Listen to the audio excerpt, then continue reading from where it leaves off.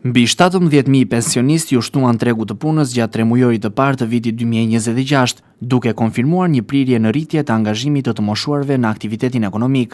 Të dhënat e publikuara nga Instat tregojnë se kjo kategori po zë një peshë gjithnjë më të madhe në tregun e punës, në një kohë kur punësimi te grup moshat e reja dhe në ato në moshë aktive po të kurret. Sipas statistikave zyrtare, numri të punësuarve mbi moshën 64 vjeç ka vijuar të rritet me ritme të ndjeshme krahasuar në të njëjtën periudhë të vitit kaluar. Si rezultat, pesha e pensionistëve në totalin e të punësuarve është zgjeruar duke reflektuar mbi ndryshimet demografike, por edhe nevojën e shumë të moshuarve për të qëndruar aktiv në tregun e punës.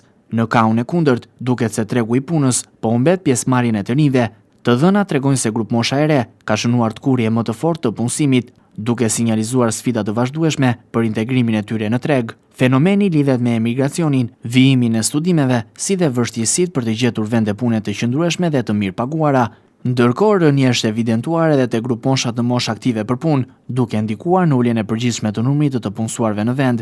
Ekspertët e tregut të punës e shohin këtë zhvillim si një tregues së ndryshimeve strukturore që po kalon ekonomia shqiptare, ku mungesa e fuqisë së re punëtore po bëhet gjithnjë më e dukshme.